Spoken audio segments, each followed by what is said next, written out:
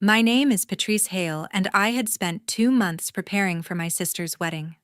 I contacted the florist, adjusted the seating chart, handled last-minute calls from vendors, and even stayed up late tying each small ribbon onto the guest favors. I believed that if I tried hard enough, if I gave everything I could, then maybe this time I would feel like I truly belonged in the family instead of standing just outside of it. The Charleston waterfront ballroom glowed under warm golden light, the music blending with polished, careful conversations. Guests moved through the room in elegant attire, wearing polite smiles with sharp edges, the kind of smiles that made you feel every compliment was really a comparison. My sister stood near the head table, surrounded by guests leaning toward her, offering warm admiration to someone they viewed as perfect. I walked toward the place where my seat was supposed to be, expecting to find the name card I had prepared weeks ago. But when I reached the table, I stopped. The card in front of me was not what it should have been. Written clearly and boldly across it were the words, "Stupid, low-educated little sister." A few guests glanced at me with smiles that held no kindness. And then the room seemed to pause when a man walked in. He looked at the table, looked at the card, then at the faces around us. And he said something that changed everything. If you were standing in that moment with every gaze fixed on you, what would you do? Share your honest thoughts in the comments. I want to hear your answer. 2 months before the wedding, everything felt different. That was when the planning began, and I found myself at the center of every conversation, every decision, every moment that required someone to do the work no one else wanted to handle. Marissa, my older sister, had always been the person everyone seemed to revolve around, the kind of presence that filled a room without effort. Evan, her fiancé, carried himself with the polite confidence of someone accustomed to being admired, the kind of man who never raised his voice because he never needed to. Their wedding was destined to be grand, elegant, and unforgettable, and somehow the responsibility for that grandeur settled onto my shoulders. I was the one calling the Charleston waterfront ballroom, negotiating available dates between charity galas and corporate fundraisers, making sure the glass chandeliers would be polished and the riverside terrace would have enough heaters for the evening breeze. I scheduled the tasting session for the menu, reviewed floral samples in 3 different color palettes, and compared prices for linen textures that looked identical to everyone except me.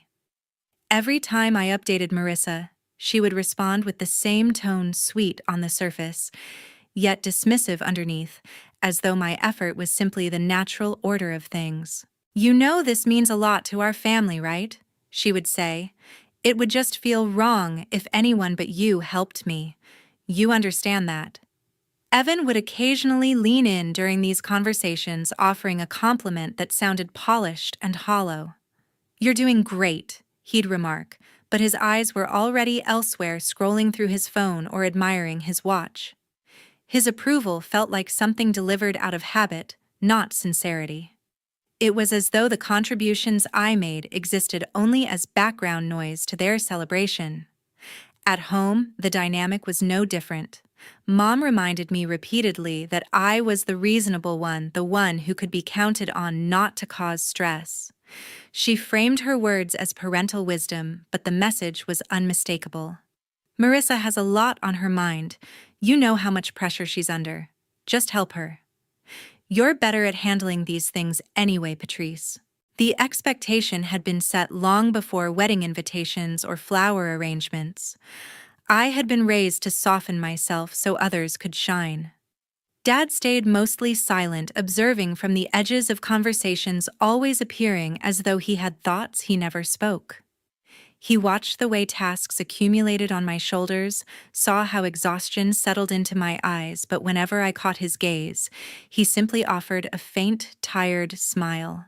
His silence didn't feel cruel, but it left me alone all the same. There were moments I questioned myself. I would sit in the car outside a supplier's showroom or stand in line at the craft store holding ribbon spools under my arm and wonder whether I was doing this out of love or habit. I told myself it was love, that this was what family was supposed to look like. I kept believing that if I worked hard enough, if I proved myself useful enough, then I could earn a seat that felt like mine. I wanted to be included, to belong, to be seen without being compared. No one ever said thank you. Not once. But I kept going because somewhere inside I hoped that effort mattered. 1 week before the wedding, the atmosphere began to shift in a way that I could feel more than I could explain. The checklist was nearly finished, the final confirmations were underway, and I thought this would be the stage where everyone expressed gratitude, or at least a sense of calm relief. Instead, subtle comments started slipping into conversations like small cuts I was expected to ignore. It began during a final tasting appointment for the reception menu. I suggested a lighter salad option since many guests had mentioned dietary preferences. Marissa did not respond to the idea itself. She simply smiled at the coordinator and said in a tone that sounded pleasant on the surface, "Patrice tries her best. She means well." The phrasing hung in the air. The implication was not about the salad. It was about me. I felt the coordinator's polite nod, the kind that acknowledges the conversation but does not challenge the hierarchy in the room. Later that afternoon, Evan reviewed the seating chart. He barely looked up and remarked, "It is interesting how some people find ways to stay involved in things they do not fully understand." The comment was not directed at any particular task. It was directed at me. His tone did not need to be sharp to land with force. It suggested that my effort was tolerated rather than valued. I attempted to push those moments aside. I told myself that planning a wedding could strain anyone. I convinced myself I was reading too much into casual remarks. Yet the comments continued in small, precise doses. Mom insisted that Marissa must be under stress and I should be the one who understands first. She reminded me that families require compromise. Her compromise always seemed to come from me. Dad offered silence instead of opinion. He sat at the table listening to these exchanges, but his gaze stayed low. That silence created a weight I had to carry alone. It suggested that disrupting the peace was worse than being diminished. The worst moment of that week did not happen with family. It happened when my friend Renee noticed I seemed distracted during lunch. She had not been involved in the preparations and did not know the long history that shaped these dynamics. When she asked how things were going, I gave her a light summary of the situation. I said the planning was nearly done and everything should be fine. She listened carefully and asked a few small clarifying questions. Only after that did I mention the comments, the tone, the constant quiet correction of where I stood in relation to everyone else. Renee's expression changed, not with anger, but with concern sharpened by clarity. She said, "If they do not appreciate you, then why are you still doing all of this?" Her question sounded simple, but it opened something in me. I searched for the answer and realized I did not have one that sounded healthy or strong. I told her I wanted everything to be perfect for the family. I wanted to belong in a way that felt secure, even if I had to earn it. Renee looked at me without judgment, but she did not soften her position. She said, "You do not have to prove your place to people who benefit from denying it." Her words settled into my thoughts and did not leave. Even with her encouragement to walk away, I continued. I went to every remaining appointment, finalized every detail, and convinced myself it mattered to finish what I started. I believed that completing the task might create a small shift in how I was seen. I wanted to believe effort could transform how love was expressed. As the week drew to a close, the preparations moved toward completion. All that remained was the ceremony itself. The day before the ceremony unfolded like a final sprint after a long race, the kind of day when every small detail felt more delicate than usual, as if the wrong word or misplaced ribbon could tip the entire celebration off balance. I arrived at the Charleston Waterfront Ballroom early because I had agreed to help with the last run-through of the decor and the schedule. The air inside held that familiar blend of floral perfume and polished wood, layered with a low hum of movement and anticipation. Marissa was standing near the mirrored wall with a makeup artist and a stylist hovering at her side. When she saw me, her eyes moved from my face to the garment bag I carried. She asked to see the dress I planned to wear for the rehearsal dinner, her tone already implying that approval was not guaranteed. I laid the dress out carefully, the soft fabric spreading smoothly across the table. It was modest, simple, and chosen because I thought it would complement her color scheme rather than draw attention. Marissa studied it for longer than necessary before she said that it was too plain, too understated, and not suitable for photographs. She mentioned that this was a high-profile event that many of Evan's business associates and their families would be attending, and that it would reflect poorly on her if any part of the visual presentation seemed inconsistent. Her words felt clinical and rehearsed, as if she had prepared this speech well before I even arrived. Evan joined the conversation a moment later, commenting not on the dress itself, but on what he believed it represented. He said something about appearances shaping perception, about the importance of aligning the image of the family with the success they wished to project. His tone was smooth, almost friendly, but the meaning pressed sharply against me. I realized they were trying to mold me into a supporting character, someone visible but silent, present, but without significance. I tried to explain that the dress had been chosen thoughtfully, that I wanted to support them and make this day work. My voice was steady, but I could feel the growing tension in my chest. Marissa cut me off, saying she had already arranged for an alternate outfit that would match better. She handed me a dress that was nothing like my style, tight, glittering, and designed to draw eyes for reasons that felt more mocking than celebratory. She told me to be gracious and cooperative, as if my resistance would somehow prove their assumptions about me. When Mom walked over, I hoped she might mediate, but she merely placed a hand on Marissa's arm and told me we should avoid unnecessary conflict. She reminded me that weddings were stressful and that Marissa had a lot to manage. Dad stood slightly behind her, hands in his pockets, eyes down, avoiding any part in the disagreement.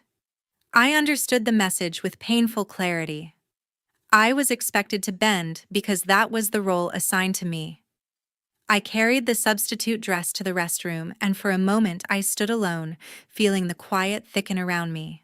I looked at myself in the mirror, not crying, not breaking, just trying to understand why I was still convincing myself that all of this was worth enduring.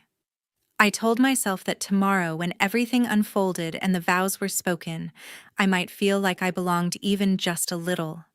I changed into the dress they chose, walked back into the ballroom, and acted as if nothing inside me had shifted. Everyone else moved through the space as if they were already celebrating. I moved with them, though every step felt heavier than the last. It was one day before the ceremony, and I was already disappearing. In the soft sound of strings and the warm glow of chandeliers, I made my way through the ballroom to find my seat. The Charleston waterfront ballroom shimmered with an elegance that should have felt like celebration. Laughter moved from table to table, and glasses clinked with gentle chimes. Guests leaned toward one another with practiced poise, exchanging compliments, praises, and pleasant formalities.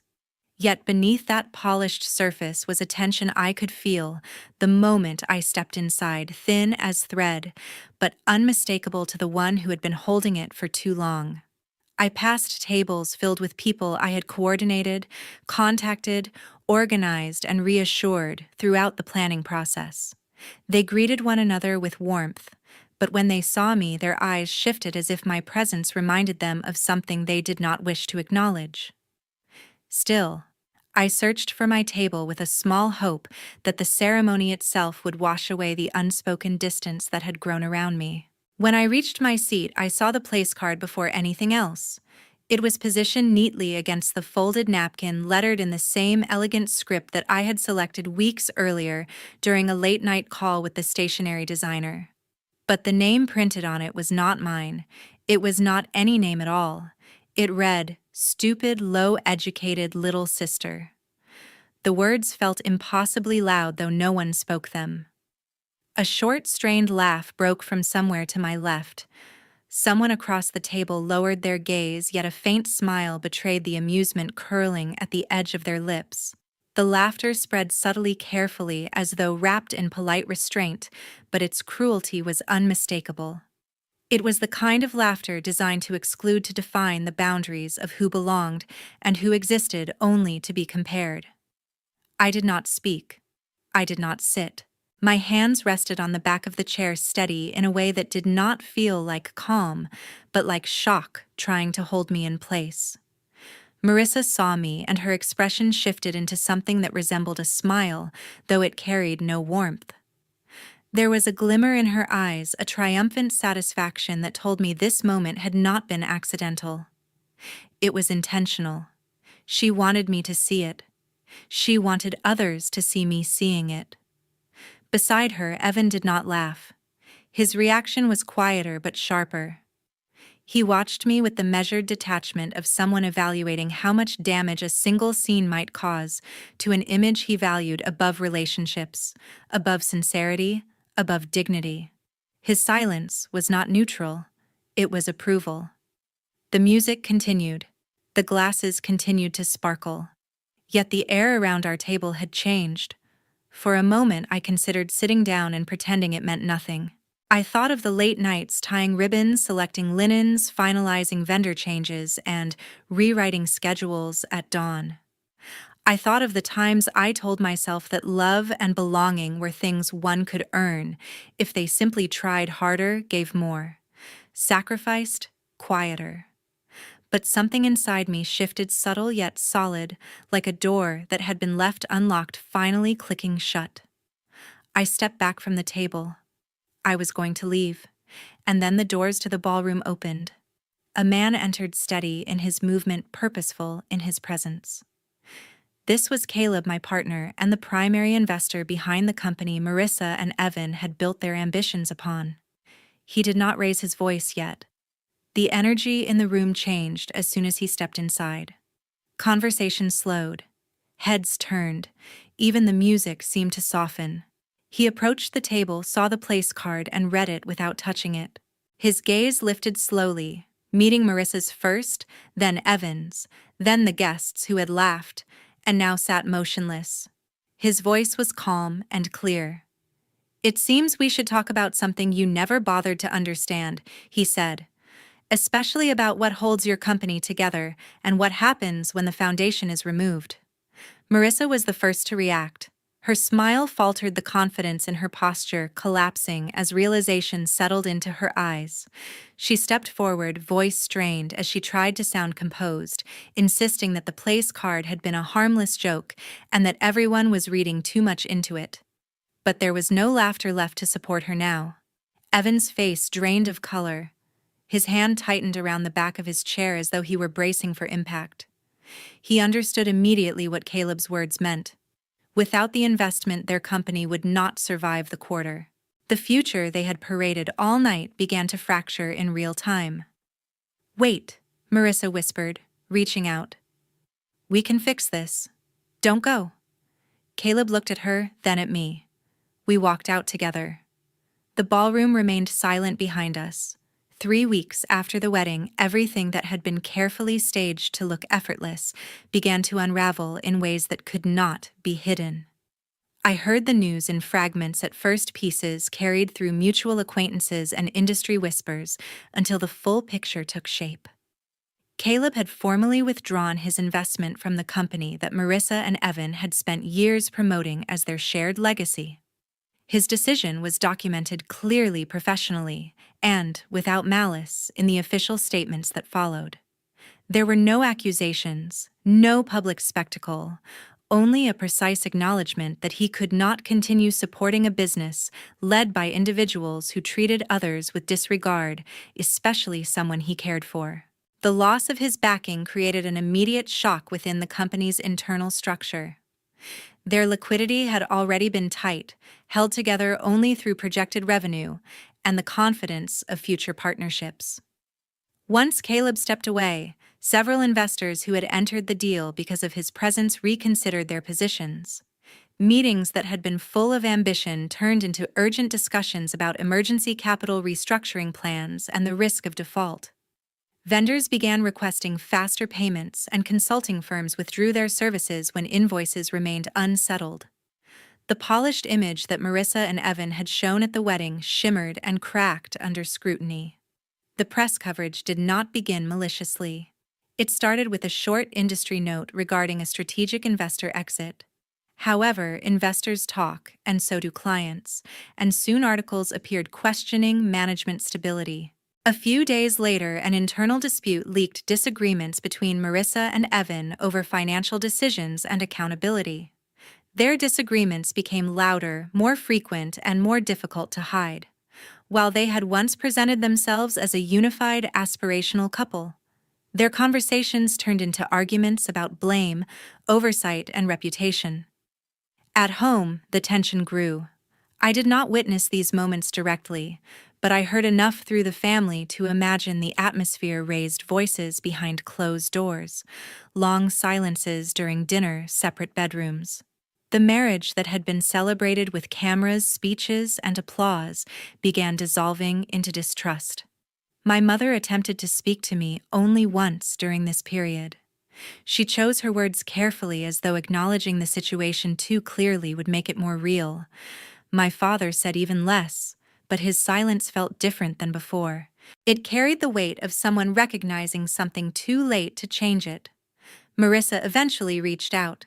Her message was long but uncertain, circling around the idea of wanting to talk and clear misunderstandings. She wrote that she had not expected things to escalate, that she never meant harm, and that family should stay together during difficult times. I read her words slowly, letting them settle, but I did not reply. I understood that what happened at the wedding had not been an isolated moment. It had been the clearest expression of what had always existed beneath the surface. Caleb never framed his decision as revenge.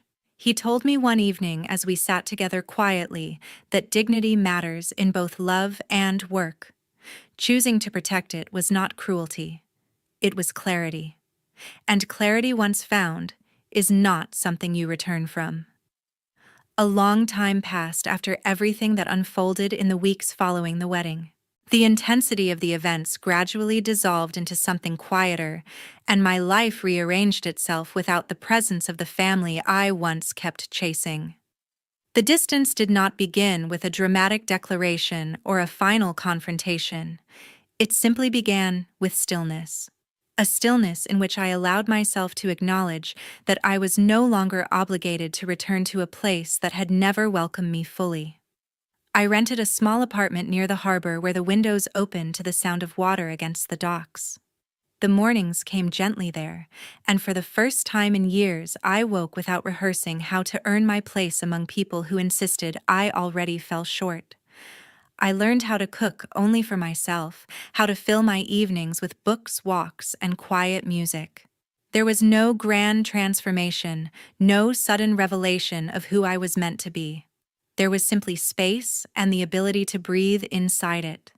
Caleb and I did not become the center of each other's existence. Our relationship continued, but in an unhurried way, free from the pressure to prove anything to anyone. He did not rescue me, and I did not cling to him. We chose each other in the sense that we allowed presence instead of demand, understanding instead of obligation. Sometimes we shared long conversations about work, art, and mistakes. Other times we sat quietly together without needing to speak. It was companionship, not dependence, and that distinction mattered more than I had realized before.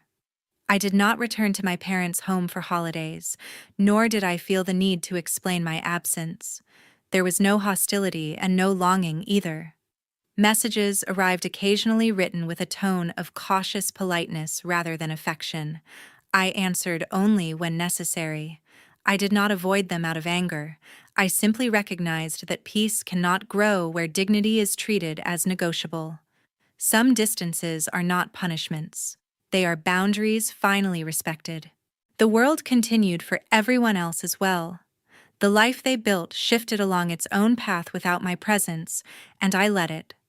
I had spent so long believing that family required sacrifice at any cost that I failed to realize love without respect is not love, but dependence disguised as tradition. What I gained was not victory nor triumph, nor the satisfaction of seeing consequences unfold. What I gained was the understanding that my value did not need to be proven to those unwilling to see it. I had been enough before anyone decided otherwise. The lesson I came to understand is simple family does not ask you to shrink yourself or to endure humiliation to be included. Affection that demands silence in the face of disrespect is not affection worth keeping. Every connection, whether bound by blood or choice, must begin with mutual respect. Without it, there is no foundation strong enough to hold the weight of love. Thank you for staying with me through this story. I know experiences like this can stir many memories, questions, or emotions. If something in my journey resonates with your own, I would be grateful to hear your perspective. You are welcome to share your thoughts in the comments. I will read them gently.